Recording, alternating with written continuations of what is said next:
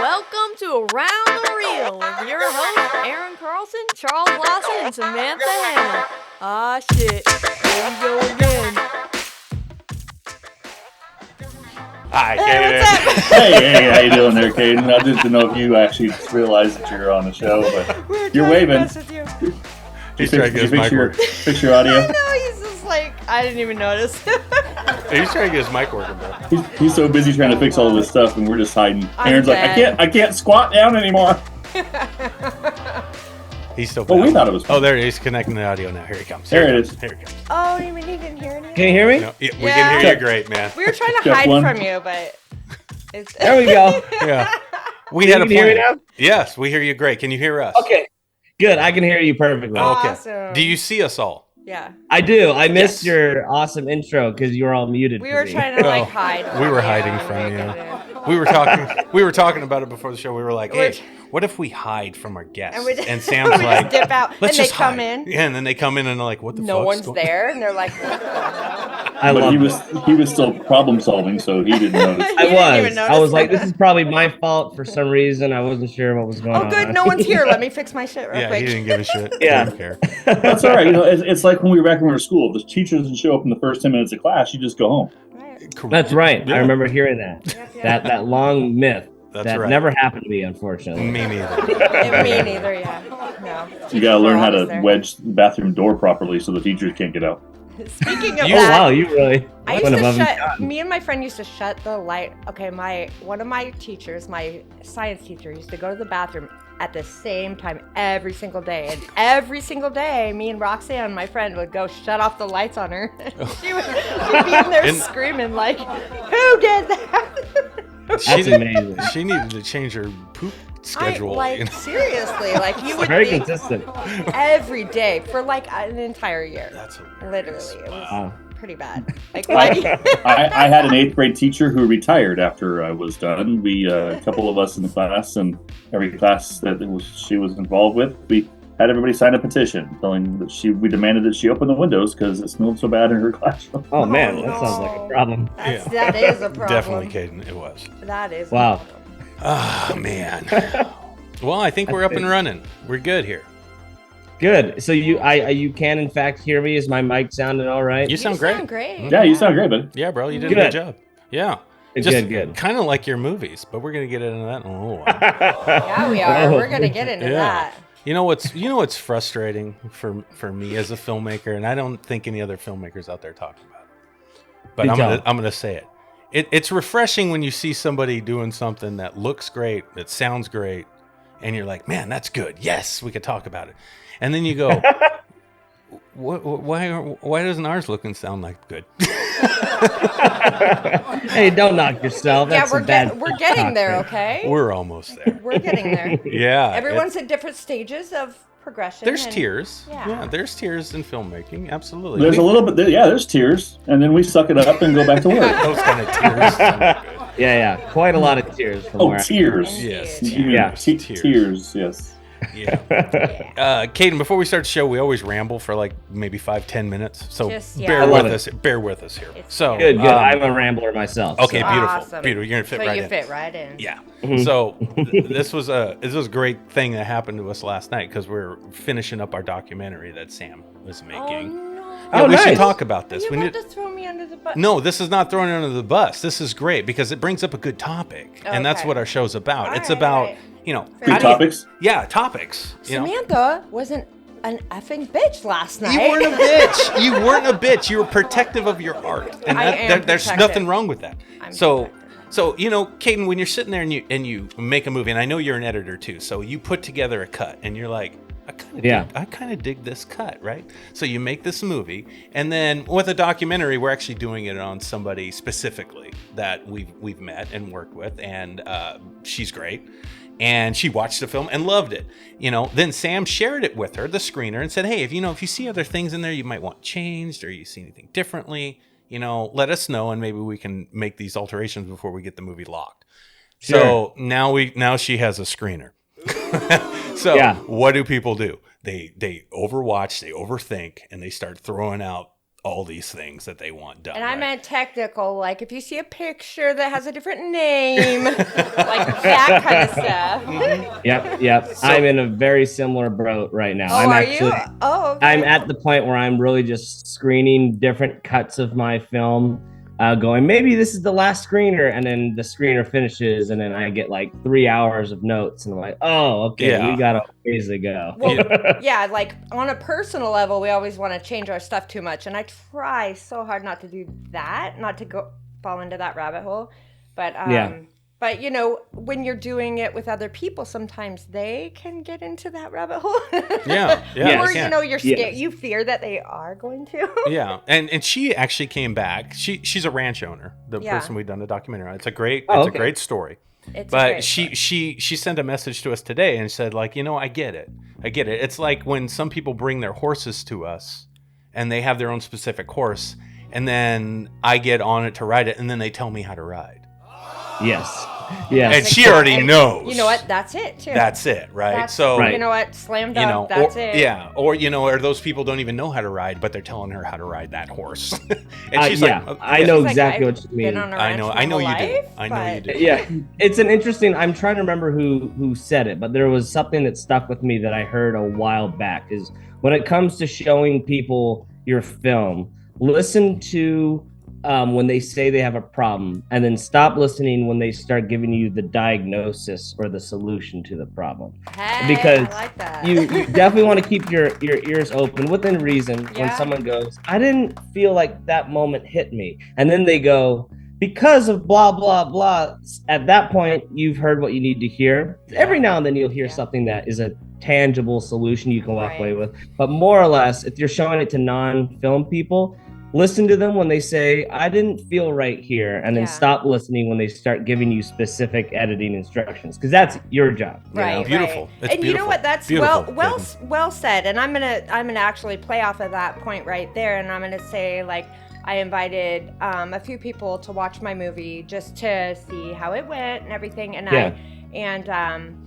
we invited over Chuck and his woman, and she gave me the best advice and the best stuff, and I really wanted her because I felt like, oh, you know, she doesn't know me like super well, so she doesn't feel obligated to not hurt my feelings, or you know, and I knew that, and she's tough, and she's straight to the point, and she's not afraid to say how she feels. So I was like, perfect person, this is perfect. So invited them over, and she was spot on with what she said. She was spot on. She gave one solid note. I mean, other than that, she didn't really have anything to say. But you know what's funny, Caden, is that was one point when I was editing our documentary that kind of threw me for a minute too when I was editing it. But like I said in the last show, I convinced myself it was okay. Like, I'm like, oh no, it still works.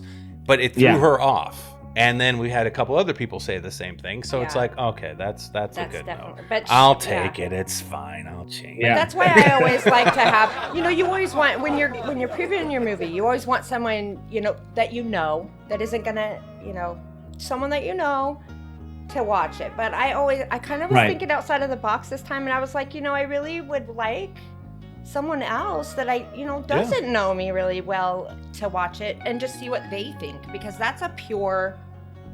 You'll get a better opinion. I mean, honestly, it's hard to find the people who are gonna not completely just blindly kiss your ass, but not give you a mouthful of negativity either, just because. Like an objective opinion, right? Yeah, you're looking for someone who can be objective, ignore the fact that you're their friend or whatever, but also hopefully like the type of content that you're showing them. Like I'm making a sci-fi, and if I go to someone who hates sci-fi, their feedback probably isn't going to be very a little biased. So don't ask Sam, because oh really? She's not a sci-fi chick. Well, you know what?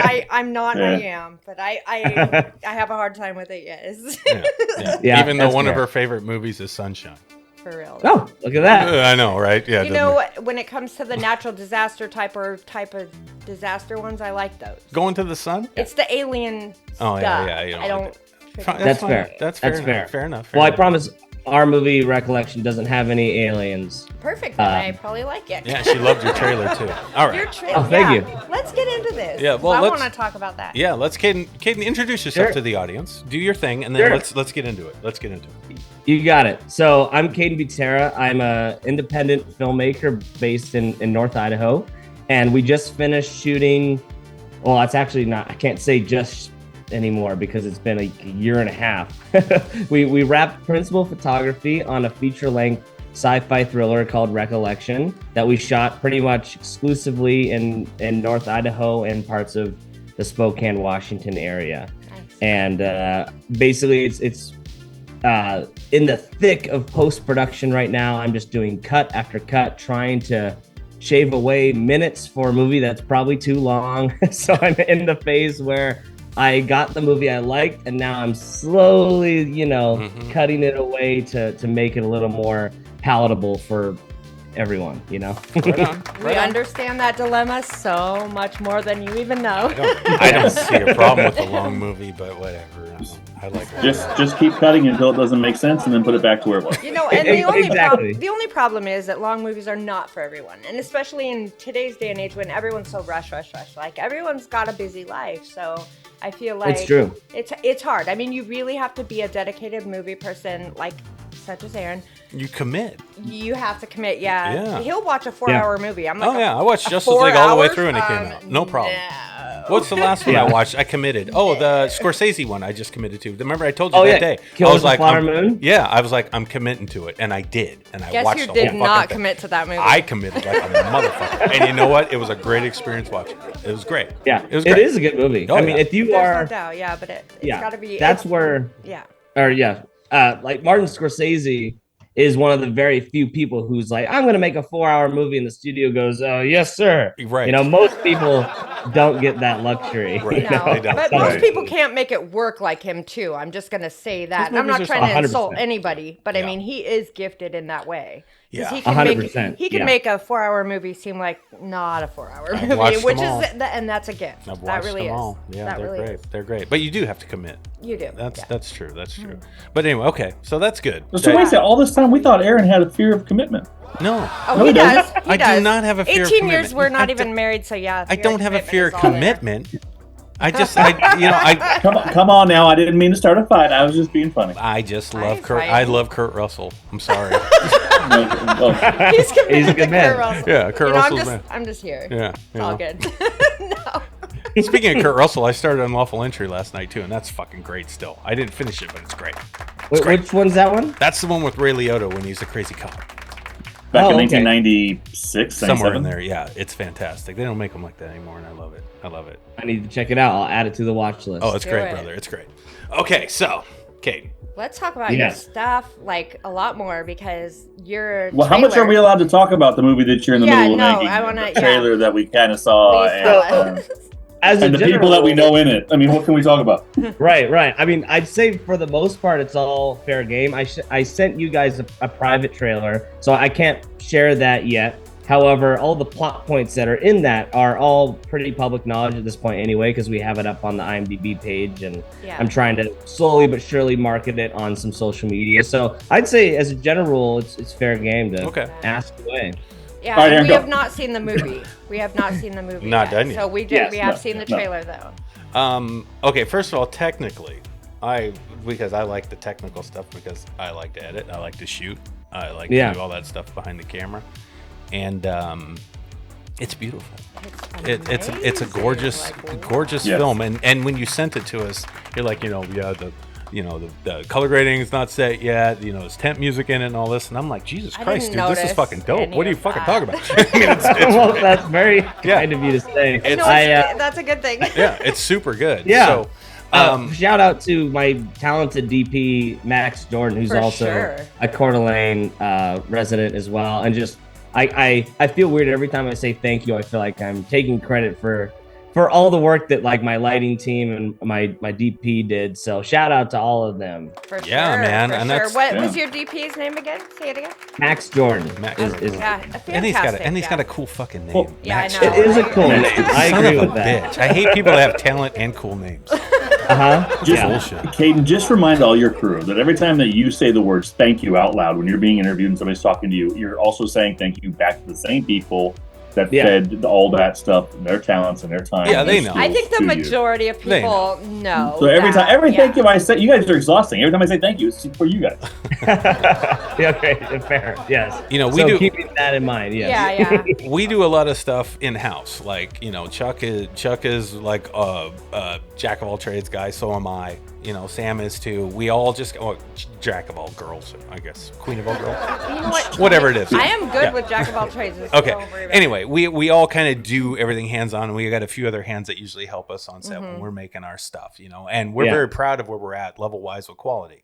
And then I see one of your things, and the first thing comes to mind was like, who the fuck? What kind of crew does this guy have? What is he doing?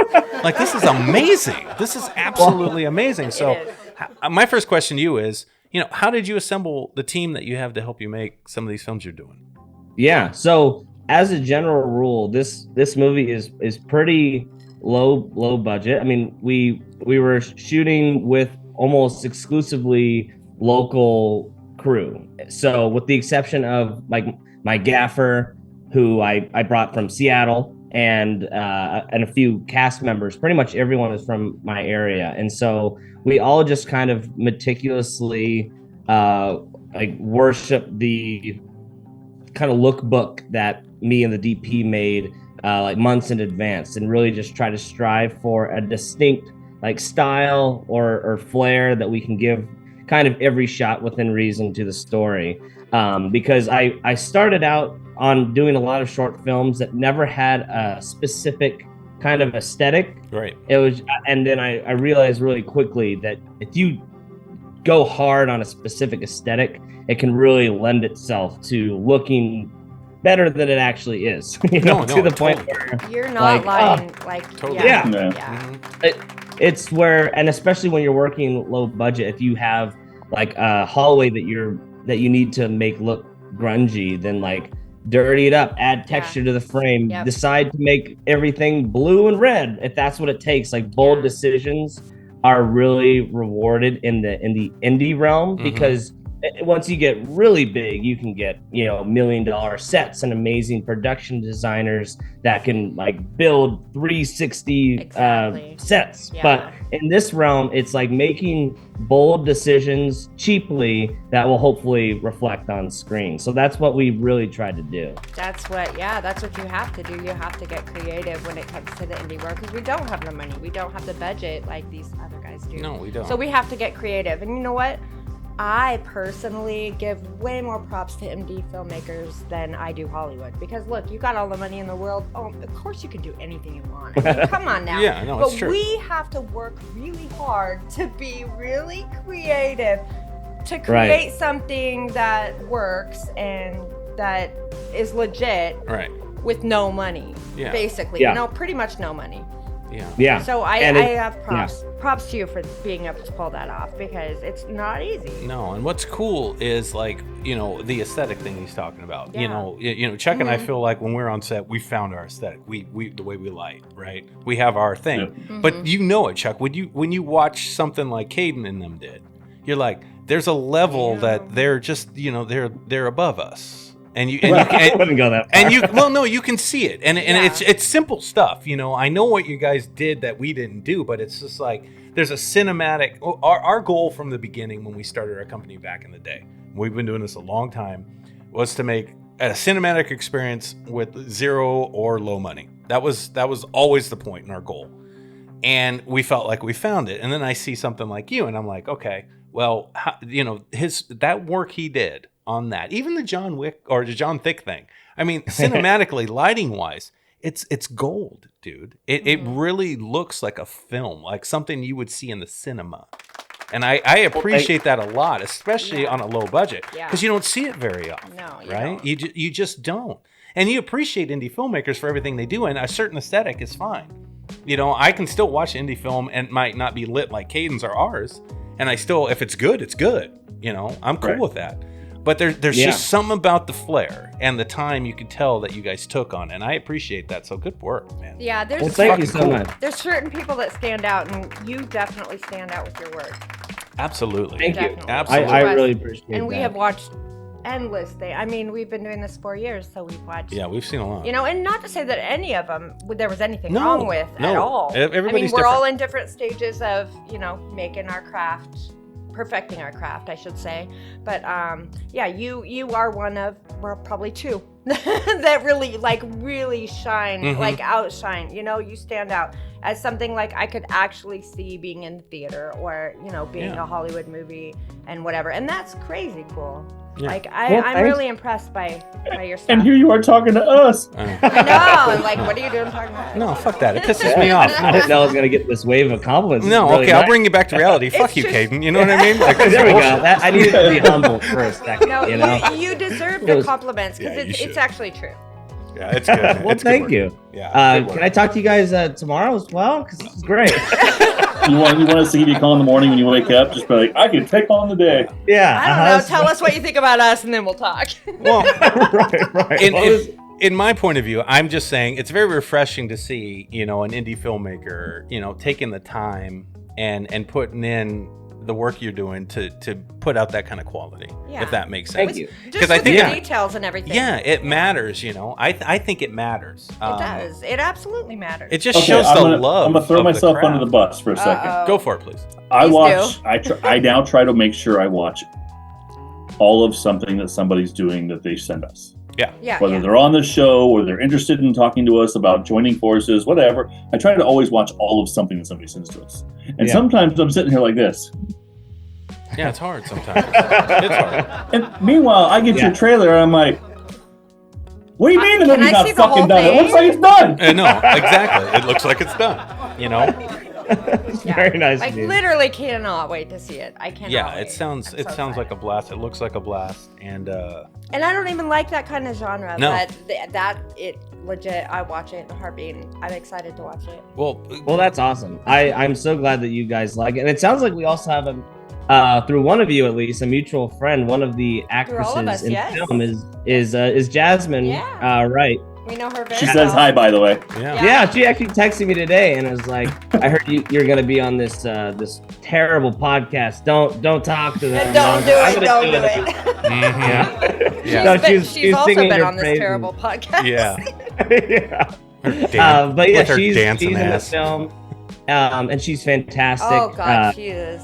yeah, She's great. She's incredible. Yes, she is. And yeah, that's also what really makes the movie look good is the people in it. Is Correct. at the end of the day, despite how pretty your lighting is and how sexy your camera work is, like story, performance, that's the key. Yeah. And everything else is the cherry on top. Yep. That being said, in the world of getting people to watch your movie based off the trailer alone, it's a big cherry. It has Yeah. to look, Definitely. it has to look pretty, but at Yep. the end of the day, you come for the pretty shots and you stay hopefully for people like Jasmine's performance. And, Absolutely. Yeah. So tell us how you went about finding the people that you put in your movies, just out of curiosity.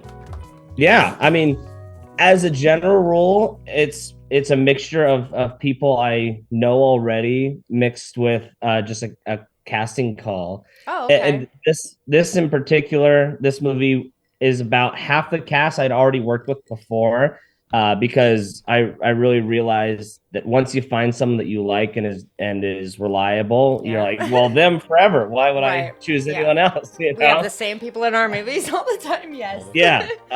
So there was that, and then there was also like a few select people that were actually kind of celebrity gets, so to speak. So we have Eric Roberts in the film, who is great, and like we know him from The Dark Knight and from that was my big fanboy moment where I got to talk to Maroni from The Dark Knight, and he was just a more traditional casting where we reached out to his agent and sent him the script to see if he'd be interested, and he really was, and just a really cool dude. At someone his level who does so many movies, I wasn't even sure maybe he'd even read the script. Right. But I Yeah. got to meet him first on Zoom, and he had like a million questions and comments about the script because he had read it several times.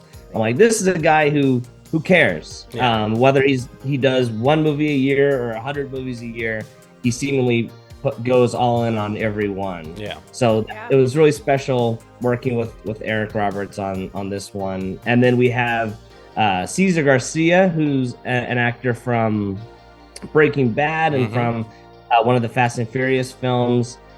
He was someone who had spoken at the Comic-Con in Spokane. And basically I was like, I wonder if we could get that guy because he seems great. And we kind of reached out to the Comic-Con person who reached out to his agent for us, and we just kind of started this relationship together. And he was and he really connected with the subject matter, and the rest is history on that one. Super cool.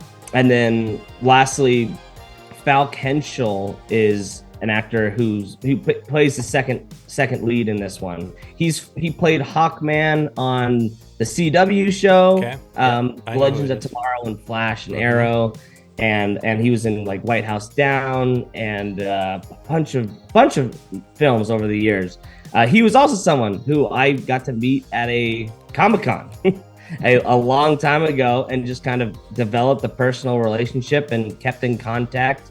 And we've done a few projects now, and I called him back up for this one, and he was awesome. So that's kind of the long and short ramble about the cast. Well, no, I mean, it means something to reach for the stars. I mean, so why not? here's what I'm hearing from Caden here.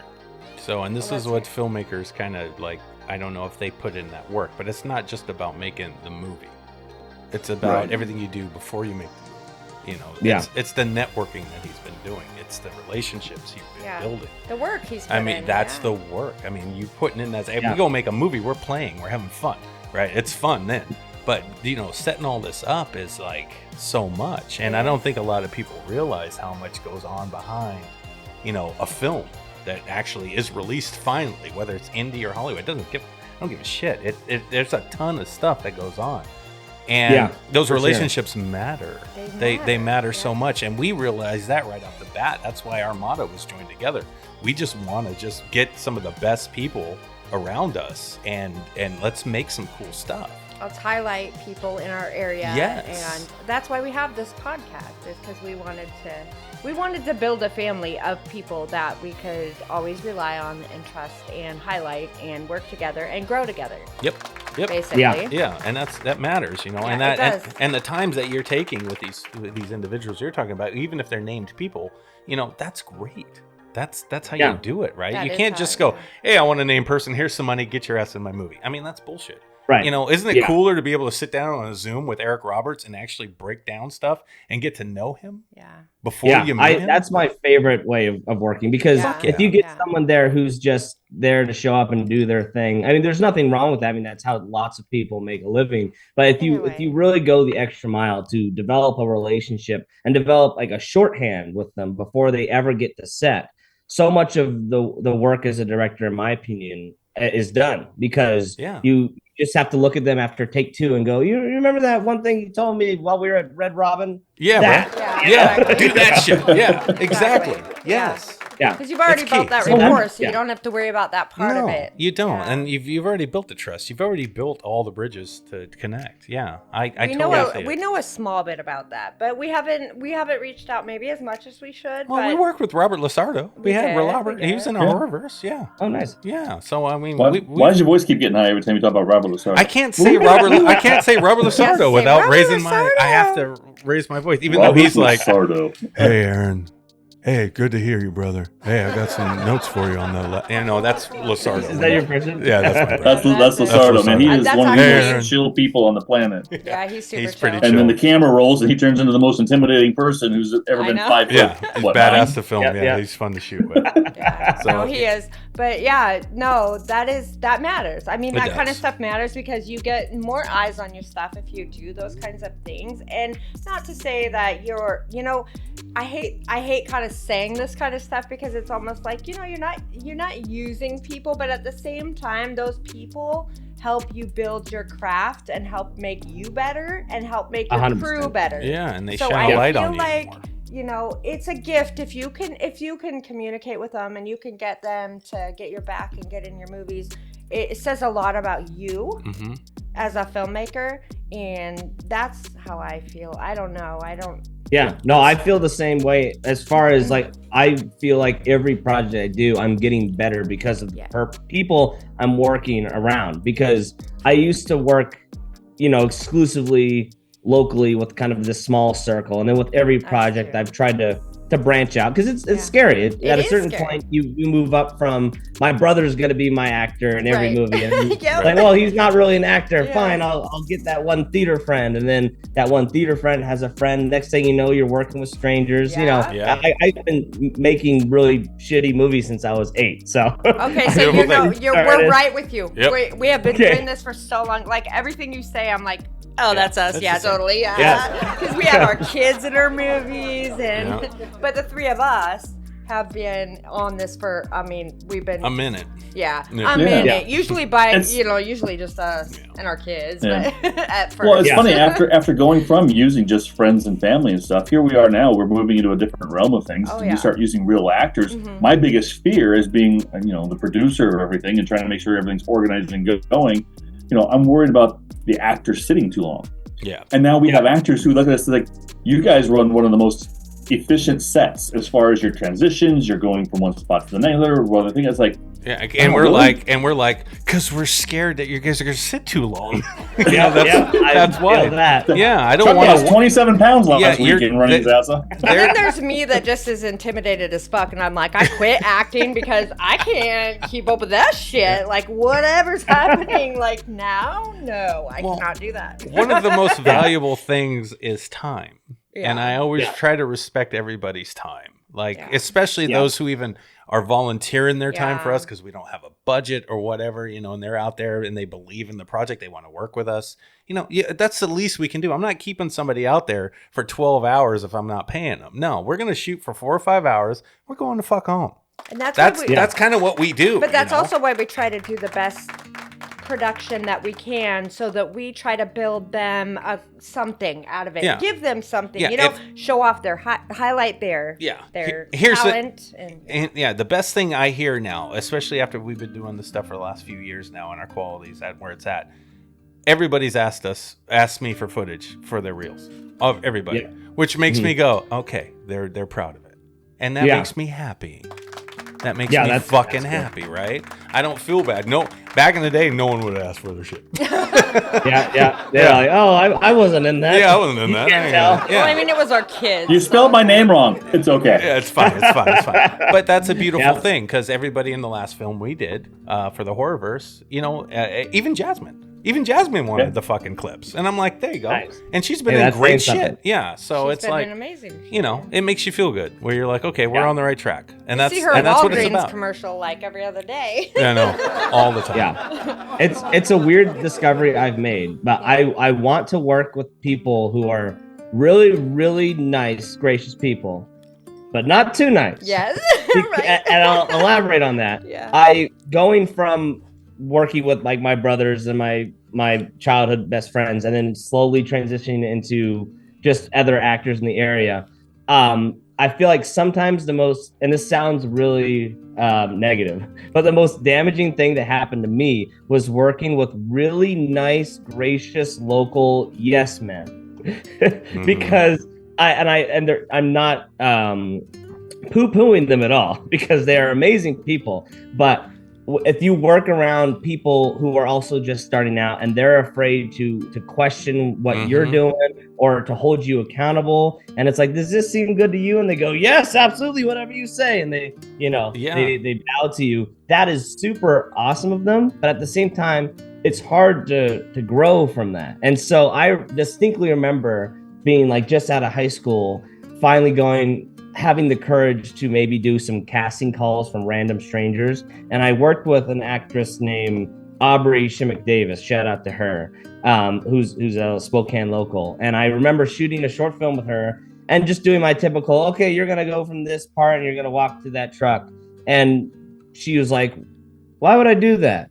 And not in a rude way, just like, why? Explain that to me. And I went, I don't know. No one's ever asked me a question. Actually, why are you doing that? It's beautiful.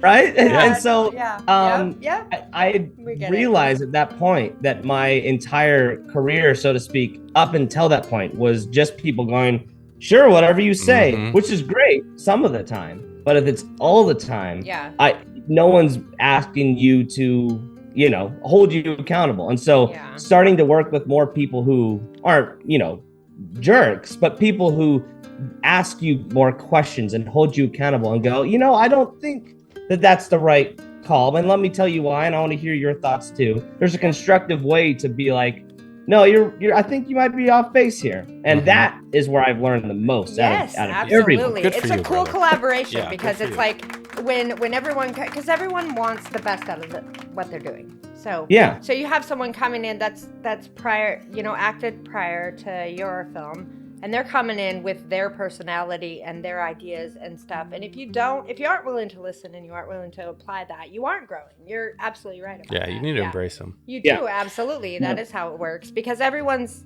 got the same goal. Yeah. So really. Yeah, exactly. Once you realize they're all on the same team, playing for the same end result, then flip each other's shit every once in a while. Absolutely. Of course, if it becomes a problem and you feel like this person is questioning everything you're doing, then maybe you're not good collaborators. But finding someone who always says yes to everything all the time isn't always helpful either. And I really strive to find people who give me a bit of both at all times, more or less. Everything can be pushed to an extreme, but that's where I really learn is when people question my decisions sometimes. Yeah, good. I totally agree with you. Let me tell you this, Caden. You're an amazing filmmaker. Now sit up straight because you're slouching too much.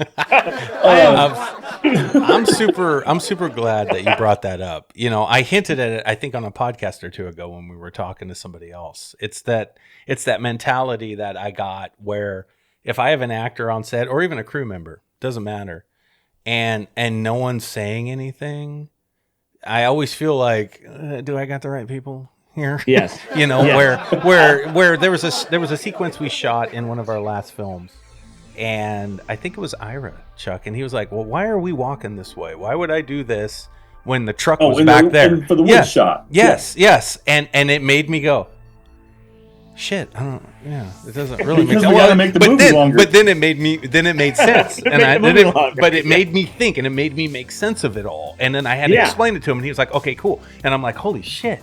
So I get what you're saying. And that's a beautiful thing. And I also had another thing back in the day where I'm like, I write a vomit draft. I don't write more than one draft of a film. I don't. I never have. I like it when other people just grab it and they're like, hey, do you mind if I change this? I'm like, no, fucking do it. Because the more minds, the better in my brain. That's what I'm thinking. And it always makes it become, they're more invested in the project that way.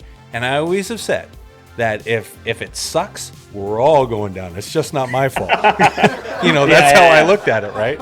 So I'm glad you really brought that up because it matters, I think. It does, absolutely. If you want the best film that you can make and tell the best story you can, I think that everybody should have that voice to be able to question and to say things and add who they are. I don't know if that happens like in Hollywood. I don't know if that happens. I don't think it does. I think they kind of get shut down if they say anything and they're just supposed to do what they're supposed to do. Maybe. Which is what it is. And I'm just assuming. I don't know anything about that world. But in the indie world, I know that it very much matters. It very much matters because all of our minds collaborated is what makes the magic happen. Yep. It's not just one of us, no matter who. It's not just one of us. And even though, Aaron, I love you to death and you do a lot of stuff, but it's and I not put my just name all over the but motherfucker. It's not just you. It's not just you. I mean, you alone cannot make one of these movies. I can't by yourself. So it's everybody's collaboration, and everybody is so nice to give us time and collaborate with us. And I think all their opinions coming together is where the magic happens. Definitely in the indie world. I don't know about Hollywood, but I know this world definitely. Absolutely. Everyone matters. Everyone matters. Everyone. Even the person holding the freaking umbrella for someone. Or they whatever. matter. You know what I mean? Yeah. And I'd like to think that does. I'll hold the umbrella. Yeah. Good. We got an umbrella holder. I agree with you. I would like to believe that Hollywood is the same too. I just haven't heard that.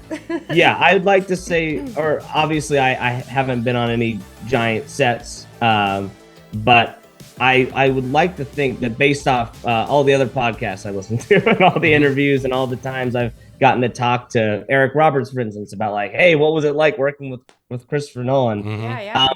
The movies with directors that actually keep both ears open are the sets that seemingly are the good ones, because obviously that if you go to James Cameron as a PA and be like, I think you're doing this wrong, bad idea. Don't do that. That's never gonna work. No, but it sounds like even the biggest movies, like I've heard Chris Nolan is just a really free-flowing collaborator within reason. He knows what he wants, but he's the first person, seemingly, from what I've heard, to listen to what you have to say if there's a problem arising in both cast and crew.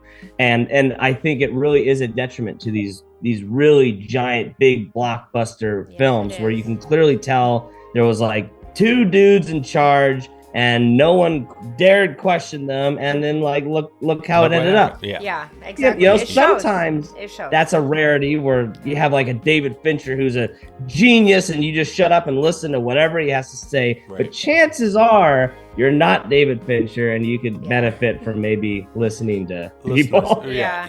Well, even he could benefit, from listening. I mean, 100%. As talented as most people, I mean, there's some people that just have incredible talent that you can't even, your mind just blows. Yeah. It just blows. Yeah. But I still think everyone can benefit from that, to be honest. You're never done learning. Do. I don't care who you are. And I think that the only reason why those people are where they are is because they did listen. I don't, You're probably right. You're probably right. Yeah, I'm sure Fincher took a lot of advice. Listened for sure. Lot, and paid attention everyone starts somewhere, regardless. And the funny thing is even like, you use James Cameron as an example. James Cameron has a team of people around him for the 8 years that he plans to make a fucking movie. Yeah. So 100%. Maybe on set, there's no more questioning him, but he had a team of people who questioned him for every story aspect, every possibility of what they could and you're right about that.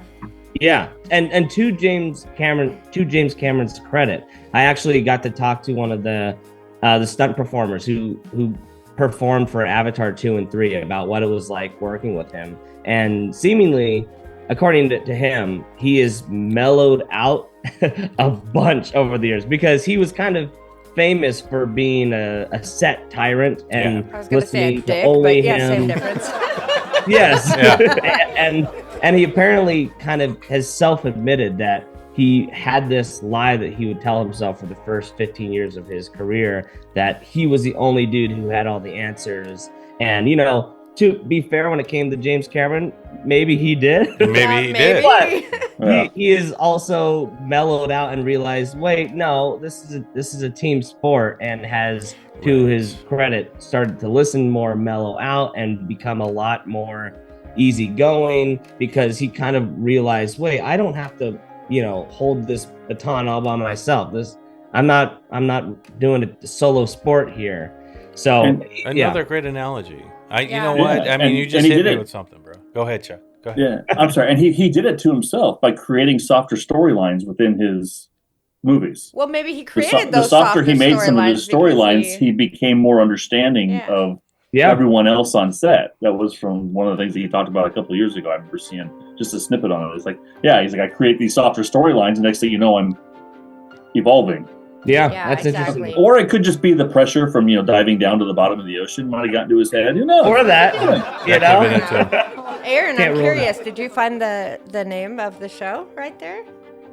No. I was just thinking, because when he brought up the sports thing, I immediately go back to my days of playing, and I'm just, I used to play quarterback. I got cool. Baseball, very cool. Okay, so you understand you understand the dynamic of team sports, right? You get it, and that's what filmmaking is. And I didn't even tie it in really. Like I am a director and a writer and an editor, and I love it, and I'll act too, or whatever, but it's fine. But as a director, you're almost like the quarterback, and that's what I used to play. You got to run the play. We're running the fucking play. But when I used to play, my favorite people were who? The line guys, because they're protecting my black ass. I love those guys. I love them, and I stuck up for them all the fucking time. And I feel that way with the cast and the crew. I'd like, you can't look past the people that are making you win or helping you win. You know, you and gotta try. pass the ball. You gotta pass the ball, and you Team is a gotta team. run the ball. You gotta have a collaborative team going. And you know, I never really looked at it that way until you just said that, and that's where I was going. I'm like, wow, yeah. I mean, I've yelled at him, I've screamed at him, when I was playing sports, but I don't do that with film because I'm like, thanks guys for playing, you know. Yeah. But you know, when they volunteered on the team, I'm like, you're doing the same thing I am, so I'm gonna be a fucking quarterback. And I'm gonna yell and scream, and we're gonna get this shit done. But we all figured out a way to communicate. But we do that on set too, and it is kind of like that. You know, it's crazy. Huh. I love that. That's no joke. Well, thanks. Yeah, no. I'm glad that you like my analogy. Yeah, bro. Yeah, no, your Yeah. analogy's Film no right good. episode. Yeah, you gave me warm and fuzzies. I don't know. I don't get warm and fuzzies very often. That's pretty cool. Cool. Yeah, that's It's getting hot in here. oh No, it's man. awesome. Great conversation No, with it's you, good. man. It's good. Yeah, you It's have good. You have So- had set. You have your brain good for what He we're knows all what he's doing. doing. And you can tell Thank by you. the movies he's putting out. Yeah, it's dope. What were you gonna say, Jess? Go for it. Well, let me ask you this, Caden. What kind of director are you? And I ask you this because we've all worked with Jasmine Wright, and you know, from horror for us, for the Horrorverse, Say Goodbye, things that we're working on, and for you, Recollection. Now, it was funny because in talking with Jasmine, one of her biggest problems that she had with us is that when we see the take and it's right, even if it's the first, second take, that's it. We're moving on. Yeah. Yeah. And it used to really bother her. 'Cause she likes to do That a we lot. move Yeah. on so quickly. Can I do one more? Because she Can I do likes one to. more? Yeah. One more. Can I get one more? And it wasn't until Clint Eastwood had his interview where somebody did a snippet of being on a set. I posted with that interview. specifically for Jasmine. Right. I almost tagged her in it. Right. Because of the fact that it's like they're doing their job. You guys as actors are doing so much work, you're doing so much prep, you're learning your lines. Every single time you're going through your lines, that's your take one, that's your take two. And that's how I explained it to her. But then it was like, I think, who was it? Matt Damon, who was like, hey, I asked Clint if I could get one more take. And he was like, why, you want to waste everybody's time? Exactly. Yeah, exactly. So yeah, I definitely I am not, I mean, when we see it, we see it. How are you? Yeah, I am not a Clint Eastwood. I absolutely respect Clint Eastwood, and I have so many things to say. I'll try to keep it concise. You're fine. Take your My time. opinion of Clint Eastwood can do that. Obviously, I've never met him. I don't actually know, but I'm guessing here because he spends probably a decent amount of time in discussion and rehearsal, and he has the best A-lister actors in the world that have been on like a million sets. So when they show up to set, their first take is better than most people's 10th, you know? And not to diss on local actors, but comparing people who are starting out versus Matt Damon. Matt Damon's take one is gonna be pretty damn good. It's gonna be good. Right. That being said, my preference is definitely to shoot slightly more takes than not, because I really enjoy giving the actors the opportunity to discover new things.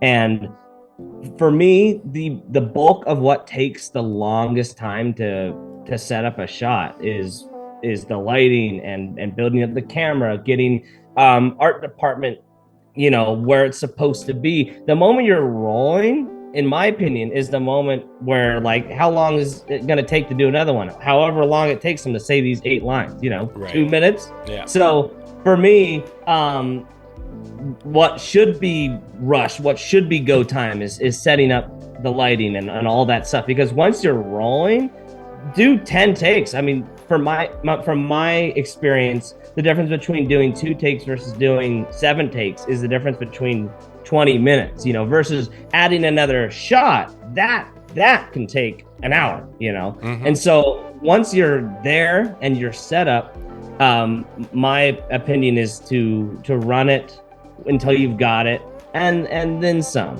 because I like to walk away knowing that everyone felt like they were heard, or that they had an idea, they got to do it. So I run it until I've found my take, and then I always try to go, okay, I've gotten something.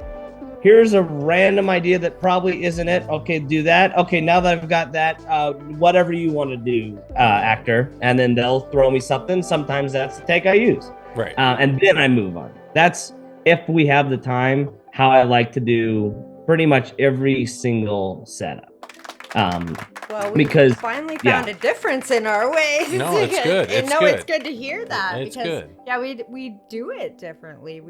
Aaron gets he gets what he wants and he moves on. Yeah. And again, that goes back to time. It does, Caden. and respecting people's time for now, us personally. If we had the budget to pay a lot of these people, actors, I might do what you're doing because I'm like, hey, motherfucker, you're getting paid. Shut up. You do another take. I might do that. But when we're on this level where we're try at, to respect it's kind of like, I handpicked you for a reason. I know you got it.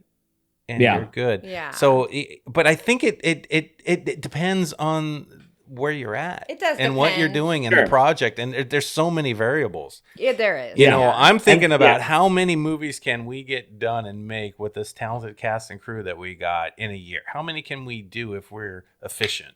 I'm thinking efficiency all the time. And still story. That's where my brain goes. I'll pick up a camera. I don't have we run and gun lights, and I'm holding a camera in my hand when I film. Stabilizing is great in DaVinci Resolve. Let's go. Yeah. So I'm fine. But there is no right or wrong way. And half the time the camera's right over his shoulder. Yeah, I'm not fucking around. Let's get no the right stuff. or wrong way. There isn't. And everyone has their kind of own way. There For is. sure. Yeah. And but I'd like to think that I don't pull a David Fincher who's famous for doing 40, 50, 100 takes. I definitely like to find that happy medium. Balance. I do find that when it comes to like you said, not wanting to waste the actor's time, they're definitely, if you're doing multiple takes of something and they feel like they got it and they're just like, what are we doing here? That can definitely get on actors' nerves for sure. Sure. That being said, I have noticed that most of the actors that I work with actually like doing too many takes than not enough. They do. Because you're right. They've been standing around for hours waiting for our gaffer or our gaffer's great. I'm not gonna throw him in. No, I get what what you're you're saying. saying. It takes a minute. We all get it. We take a minute to set shit up. It takes a minute. Aaron? Ball on anybody. Aaron and Chuck, did you hear that right there? That is why I'm not an actor. Exactly. Yeah, I know. I get it. Sam's like, that's it. You're not getting any more takes out of me. Sorry. I've been trying to dip out of acting for a while now, and I just want them to make sure that little point there. Yeah, because that's why I'm dipping. We got you. Because I have no patience for that. And actors do. Like, true actors have all the patience, and they want to do takes. Because they want to get the best. It's their time in the line. Yeah. And I'm not like that. I'm like, you take one, done. If you didn't like it, sorry. Yeah. Well, fun story about that. I did have one actor who was like that on set. He was 6 years old. He was our child actor, and he was the sweetest kid ever. His name was Charlie. And I made the mistake. I'm usually going, do you want to do another one? Which everyone told me, don't ask a kid if they want to do another one because they'll say no. Right. So I'm like, of course. All right, we got one. Do you want to do another one? And he'd be like, no. I was like, we're gonna do another one anyway. I shouldn't have asked. What am I doing? I know. So I was all disappointed. He had so much fun, but then he's eventually lunch would come and he could smell it from the counter. He's like, why do I want to do another one when there's pizza right there? Yeah, I legitimately have I have the ability to focus in making movies as long as a 6-year-old. Yeah. I'm right there with him. I'm like, nope. Caden makes a good point though, and maybe that's something I should think about. Like, I'm so quick to cut off an actor and be like, I got it, bro. Trust me. It's no joke. And they like what they shot. And when they see the final product, they're like, oh yeah, you're right. But you know what? I might have been right, but could they have done it better? Right. Well, I mean, and that's what he's saying. There might be a version that they pull out of their ass later if we gave them more chances that would blow our minds. But And that's what makes directors their own people, and that's what makes movies different than other movies. Yeah. If they were all the same, they wouldn't be good because they're all the same. Yeah. Like it's or everyone has their magic and their way they do things, and I think it works. Yeah. For them. This is why I or love by this giving podcast. them does it give them that extra confidence going into the next shot? Exactly. Yeah. And this is why I love this podcast, because I was dead You set find out, on, let's okay. do 1 or 2 takes, we're out. Let's go. Move on. Let's do it. I mean, can know? you please just stick with that? Because honestly, like you're like You're not acting anymore. You don't I have to don't worry care. about You're still like I'm gonna be gone for like 2 hours, and like 6 hours later. Yeah, it takes a minute. It takes a minute. Yeah. No, it's a good point. It's a good point. No, it Thinking is. of them, It and is. and Jasmine's the one that actually got me onto that, more or Right. less than anybody, because everybody else Really? seems to be pretty cool. Yeah, because Jasmine really wants to She, perform. Yeah. Oh, she wants. She's a her- yeah. performer. She likes and loves doing Another that. one, another if, one, If she's yeah. not dancing, she's acting. She wants to perform. Yes. So she wants as many times on stage as possible. Yeah, And it makes sense. it does. Yeah. It makes sense. But Jasmine's Huh. also someone who pulls it off in one take. So she's Easy. also like you're like Easy. I'm like, girl, how? And I'm in my brain. I'm what? like, how can you do it any fucking better? Let's just move on. Let's go. Right. I look at Jasmine and I'm like, what are my lines? And then she recites them. Yeah. I'm like, Yeah. That's I amazing. know. I Do you know have that an girl. eidetic memory? What the fuck? Yeah. That That's is a insane. special. That is a special actor right there. She really She is. definitely is. She's She good. brings so much to a set. Yeah. She really does. Like as far as Yeah. she just is on it and awesome. Um, Shout out It's- to Jasmine. It was actually before we Jasmine move on to the Wright. next episode. Yeah. I'm just thinking about how actors prepare, Yeah. and it was so nice having G. Larry Butler came up here. He was part of the Horrorverse. He came up from California, and he stayed with us, and he stayed with me for the first couple of nights Oh, when we were cool. starting to film. Yeah. And watching him go through, so he prepares because he rewrites down the script. So Yeah. as he writes it, he helps him memorize it. Oh, Yeah. okay. And then the way he just goes over it over and over and feeds through it again. And then he writes notes next to what he even read. And I'm just like, it's deep. He's old school. He actually I writes think I it need out to like I need to get On away from being in notepads, front of yeah. the camera because that's not what I do. I just like, Yeah. Yeah. Yeah. Yeah, that's impressive. It's Yeah. it's pretty cool. It is. Yeah, But character that's- actors always impress me because I'm like, how do you do that? Like they go into their own different person. It's crazy. It's fun, I'm like, right? I don't know. Like I just do whatever. It's fun to watch, and I know I Caden can't knows do what I'm all saying. that. When you're filming something, Caden, and you're watching these actors say these words that you wrote, you know it. You know what that feels like. Well, when It's a they're out on fucking the cool thing to see. sidewalk, Yeah, it's dope. becoming that person, it's that's great. crazy. It's great. It's great. That's going further than magic. That's why I'm not an actor. It's magic. it I ain't going really there. is a magical thing. It 'Cause is. if you find really, I mean, I know we've all heard it a million times, but if you find an actor and actress who really is that good, they Yeah. will make your writing sound so much better. Right. And as a writer / director, that is a dangerous thing to lean on because there's been a few times while I'm in the writer's room going, well, I know Falk Henschel is going to say this, so I don't have to write it that well. And I'm like, what am I doing? It still has to be good. It still has to be good. Yeah, yeah. Right. But you gotta They almost do tee that them up though, as yeah. best you can. Still. Yeah. Because they I- take on so much, you almost can be lazy a little bit here Mhm. and there, and then just Yeah. like let them. Yeah, because they're so talented, and that's kind of Jasmine's that way. Definitely, Yeah, she's that good. kind of 100%. actor. There's Yeah. a lot of people. There's out a there. lot of actors that way, but yeah, Jasmine's definitely one of them. Yeah, 100%. All right, let's transition real quick before we end the show with you, buddy. Yeah. Let's talk about like your shorts that we watched. Like John Thick is great. It is. That's Oh, thank fucking you. awesome. And I've never even seen John Wick. I know she's And I like it. Yeah, I know she's not an action. I didn't get all the little stuff in there. I did. It's great. But And I like again, you're like me. I'm an action guy. I love action films. And even when I watched your Moon Knight film, which I found outside of what he sent us because I went to his YouTube page. So, Oh God. Why I didn't you share just- that with Well, you us? find them on because YouTube. I did it right before the show. I subscribed too, by the way. Thanks for Oh, sharing. well, thank you very much. Yes. There's a video of me dancing in my underwear on our YouTube page. Not It on doesn't ours. really matter what's on YouTube. No, we it's all not. start somewhere, everyone. Gotta find it. Yeah. No. Yeah. But you've got you've got that action sense. I like action filmmakers. I love them because I think that's a dance that you have to create on screen. That's got to be Yeah. entertaining too, and it's fun to see.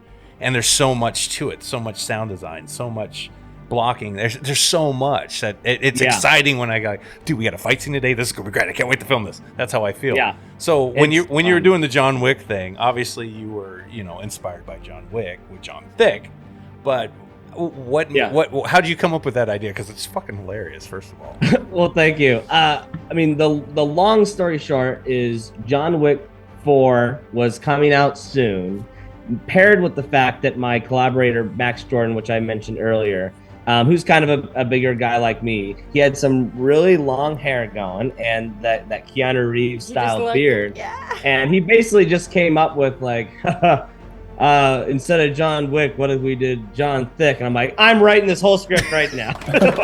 All he had to say was those 2 words. And I'm like, that's the most genius thing I've ever heard in my life. Genius. Awesome. Yeah, Inspiration can come from anywhere, right? It's Right? so good. Right? It's so good. Yeah. So with that as a jumping off base, just movies that start with a title are sometimes the worst movies or the best movies. Sure. Yeah. Yeah. So I just wrote the whole script that night and then tried to revise it a little bit, and it was that John Thick specifically was just a 3-day weekend project with all volunteers, and the budget was just to get people fed, and we had to pay for one of the locations and some of the props and all the various food that we throw and destroy on screen. So it really was a labor of love, and it was a blast because I'm a sucker for action. That being said, going back to my previous thought about choosing a specific aesthetic, is action as just for action's sake, just punches and kicks. They can be awesome if you're an incredible martial artist, but if you aren't that, you have to fall back on something else. So for me, that was finding like a theme or a gag that I could inject into the action. So obviously with John Thick, it's food. So maybe we don't have the most amazing like martial arts fuckery on screen, but what we do have are people getting pretty damn good.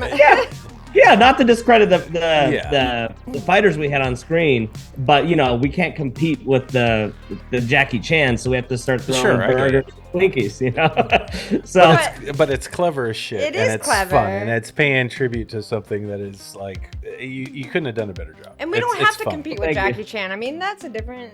Yeah, it's just fun. It's just fun, and I loved it, and it's shot well. It was good, really good. Choreography is beautiful. I mean, it's fun, even though it's silly. It's fun, and I appreciated it.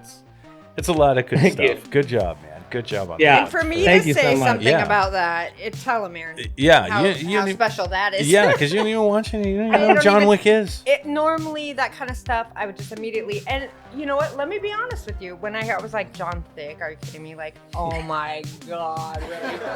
See, that's the reaction I was looking for. I started to watch it, and I was like, oh shit. Yeah, okay. John Thick don't fuck around. He'll beat your ass.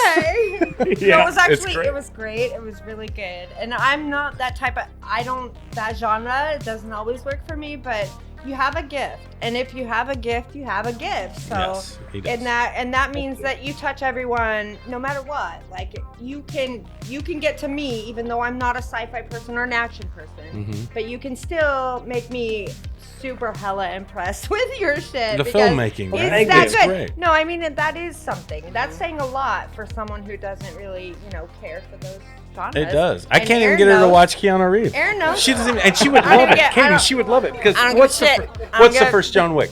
They kill his fucking dog, and he gets to kill all those motherfuckers. Yeah, you would love it. She's a dog freak. She loves her dog. If she watched John Wick, she would love the movie. She would. She might not like that scene, but no, she wouldn't like that scene. Yeah, none of the scene. But yeah, the whole motive for him was they kill my fucking dog. Fuck I just am really not. Action movies just don't keep me going, but. It definitely means something. If you keep my attention for something, that says a lot for that kind of genre, especially. So he's a hell of a filmmaker. filmmaker. Yeah, you're a hell of a filmmaker, man. And I love Moon Knight too. I absolutely adored it. I actually was. There's moments in the Disney Moon Knight series because I was a Moon Knight fan when I was a kid. That I love Moon Knight. Moon Knight is. Because I have no idea. Okay, it's a Marvel thing, Sam. Superheroes. No wonder I don't know. But Moon Knight was the coolest, scariest fucking character in the comics. I loved him when I was a kid, fighting werewolves and shit. He was badass. But the Disney one came out, and I'm not gonna lie, I liked it. That's fine. But it wasn't the vision I had. When I watched your darker version of that, that's the Moon Knight I was thinking of. That almost like Punisher. He's just a fucking menace. and it's very well done. I don't even know when you made that. How long ago did you make that one? Yeah, so that one was, I think I did in early 2019. Okay. So there's parts of that I watch and kind of cringe because I'd like to think I've grown a bit since we all cringe at our old shit. Yeah. Don't worry about it. You have. I could tell from the John Wick parody. I mean, you can totally see it. But at the same time, it's solid, dude. Thank you. I mean, that for me was, I had never done an adaptation per se before, and that was, I mean, I grew up watching, adaptations my whole life from Marvel movies and all that stuff. So it really was a different skill set of taking something that you like, realizing that there's 8 things that you like about this person, but you're only allowed to choose 3. Mm-hmm. And going, which are those 3? And then for some people, you choose these 3 over here, and people go, no, you idiot, it was these 3. Those are the cool things. And so it was really interesting having to kind of narrow down what were the key ingredients that made you specifically like this character or this story, and just double down on those, knowing that you might be leaving some good stuff behind. That was just like a really interesting like writing exercise for me, because that was also one of the first films I ever made that actually got some decent traction online. And so the parts that comic book fans didn't like, I heard in thousands of comments. And so it was interesting to hear what people had to say, because I zeroed in on like these 3 aspects of Moon Knight, and then in the comments people would be like, no, you idiot, what made Moon Knight cool was the fact that he did this and this and this. Yeah. And we're dealing with I started to realize, that there's no right or wrong answer. I realized that everyone likes things for different reasons. Yes. And so me personally, when I went and saw the Disney Moon Knight show, they skipped past the whole thing that made me really like Moon Knight. Yeah. But then I read the reviews and they go, they nailed it because they wrote about the stuff that I loved about Moon Knight. Yeah. And so it really made me realize by writing that short and like getting the feedback about it, how people like turn on or turn off of like movies and properties that they like, because everyone's got a different thing they zero in on. We're dealing with the same thing. Yeah, we do the Horrorverse. It's an 11 episode series that we're doing on YouTube. It's a fan film. It's a fan film series. I mean, we've got Michael Myers, Jason Voorhees, Fred Krueger, and everything else from the 80s and 90s that we loved, we throw in. Which I'm sorry, they're the untouchables. Like, you touch them, you're going. Yeah. You're asking for. We get comments that are mostly positive about how we're portraying our Jason Voorhees. But there's a few people that will say something, and you're like, all right, you don't like our Jason. That's fine. Go watch the other Jason you fucking liked it. I mean, that's where I'm at. Yeah. But, I'm happy for the people that get what we're doing. And that's the audience we're making it for. Yeah. Because we like it, and that's another reason we're making it. So fuck you. But that's the joy. That's actually the joy in all of this filmmaking, is that we're all different. And so many people, I mean, you could have 50 people love it and 50 people hate it. And you still got something special because it's yours, Sam. And it's different. And you're hitting 50 people still out of 100. You're still... So everyone's different, and there are going to be haters and there are going to be lovers. That's what I'm learning. I do not deal well with bad comments or negativity or any of that. So I am learning. And you're doing good, I've actually posted a couple of videos recently on TikTok just to get myself used to like the haters and hate. Bring me hate. Like, I tried to tell you this, Aaron, but we didn't. I did like it. I saw it. I saw it yesterday on TikTok. Yeah, I've been just posting videos that are, they're questionable as far as, people are going to say something. And I knew it posting them, but I posted them for a reason, because I need to learn how to handle that negative comments and people judging me. I don't deal well with that. So that's always been my problem. That's always been. I have so much art that I have not shared with the world because I cannot handle the negativity and the people hating on my shit. But I'm learning that it's important. It's just as important as the lovers of your stuff. Yep. It's just as important. It really is. So I'm learning. I'm going to get there. It's a beautiful and toxic part of the process. I love that. It's beautiful and toxic. Yes, it is. Yeah. At the end of the day, making art is, in my opinion, for an audience. And so you have to have both sides of that street, and sometimes it's terrible, and sometimes people are mean and unnecessarily negative for no reason. But that's part of the joy of making something going, I think this is good. Okay, world, what do you think? It really gives you a dopamine rush that you can't beat in other areas. Yeah. So. Once you get there, I think, 100%. because I don't have that yet, but I'm getting towards that. You're better than you were. One of these days, I'm gonna be like, bring it. Just Yep, you bring will. all that hate, bring it. But right now, I'm just such a sensitive soul, and especially when it comes to my creativity and my art, that I am so offended easily by it that I have a hardest time putting it out there in the world, because I can't handle, like, you don't like it? Why? Like, I'll cry. I'm so like that person that I can't handle it. But I'm trying to get there. And that's why I did the TikTok thing, because TikTok is where you're going to get like all the haters, and they're all going to be like, what the hell? Like, they're all going to judge you. And I feel like that's good for me. So I've been dabbling in that, trying to get myself used to these haters and the comments, and trying to appreciate them. Because they're not all just haters just to hate. Some of them are trolls and they're pointless. But other ones, you know, they actually have a point to what they're saying. And they actually have a reason for saying what they're saying. And I just to read all the hateful comments and like try to pick out like what's good and what's not out of it. It's an interesting world. I'm telling you. I don't handle it well, but I'm learning. Yep. It's hard. You'll get there. It's hard. It's hard. Yeah. I mean, it's a scary position to be in, where, especially like I said, I'm at the point with our movie where I'm showing Recollection to people for just their fully honest feedback, and then I have to sit in a room for 2 hours and have them pick apart everything that they don't like about it. And, you know, to a certain point, I defend like, oh, the intent behind the moment you don't like is this. But what I can't do is someone says, I was confused here. And I can't say, no, you weren't. It's like, well, I can't tell someone if they were or were not confused. This is something that's happening to them. So like, watch it again, motherfucker, and pay attention. Exactly. Get off your phone, bitch.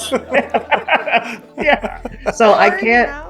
It's an interesting part of the process where, you know, you can't, of course, listen and implement every single note, but at the very least, you have to. If you start hearing the same note over and over and over again, what are the chances that every single person is wrong and you're right? You know? The chances are nil. And that's and that's how you have to do it. That's how I do it. You have to take them with a grain of salt. You have to see them for what they are. And there are trolls. There are Karens that will just go out there and just hate on you because they're miserable and whatever. That's pointless, and you scroll past that. Yep. And I'm learning. I'm learning. But I take stuff so personal that I'm like, why? It'll make you a better filmmaker in the long run. You'll see. I'm trying. I'm working through that. But that's a huge thing about being an artist and putting your art out there in the world, because you're gonna be criticized and you're gonna be judged, and that's so hard for some people, primarily me.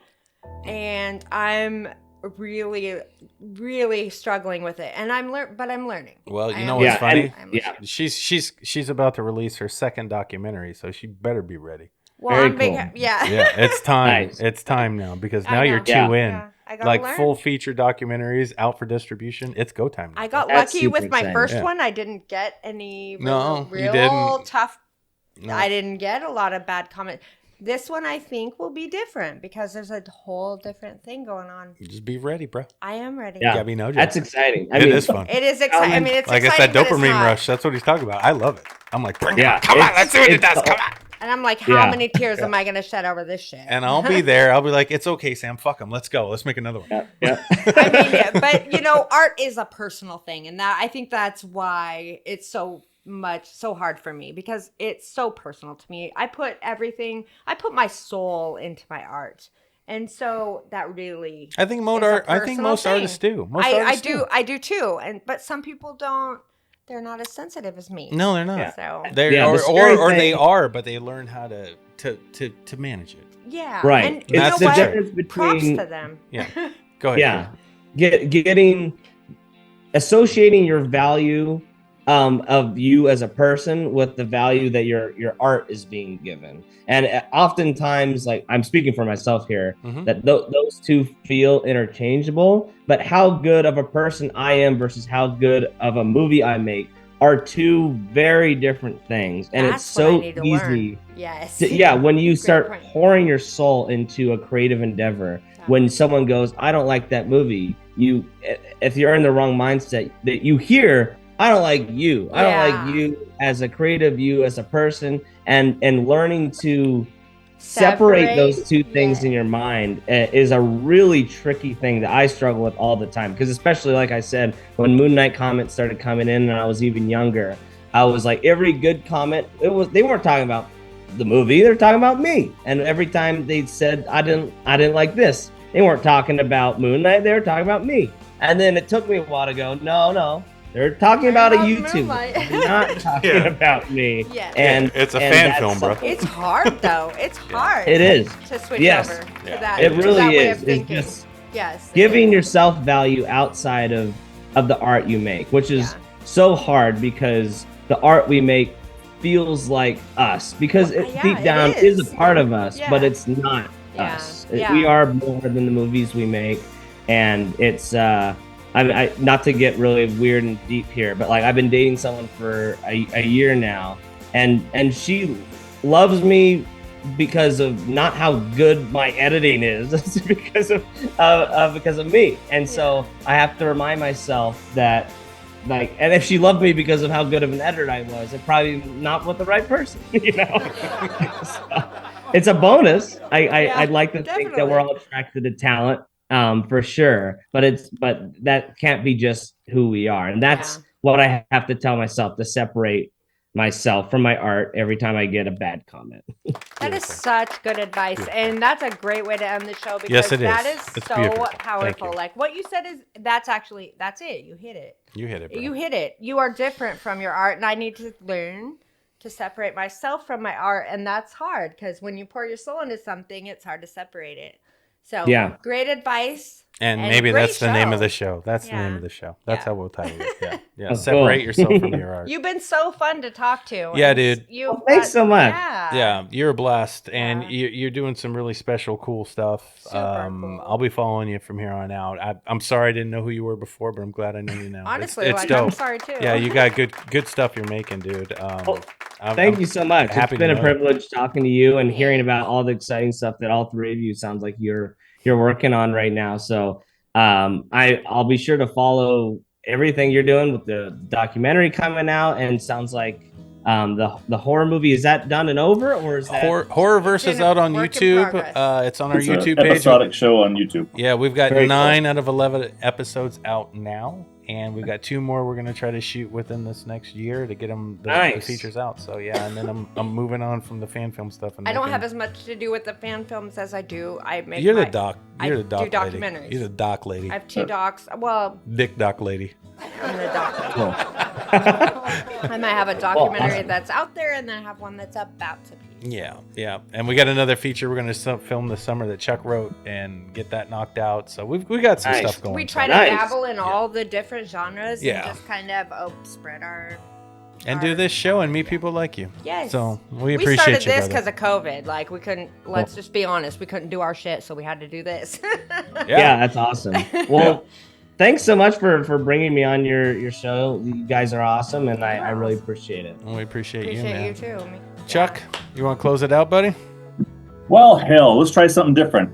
Oh. Okay, thank you for joining us today on Around the Reel. Thank you for hanging out for a conversation about all things creative. I'm still trying to figure out if the items behind you are for sale, but we'll discuss that after the show. I love the fact that Erin is fanboying over you. The fact that Sam is actually trying to figure out a way to separate herself from her creativity, even though she's the only person in this fucking panel who's ever created something and never gotten a negative comment.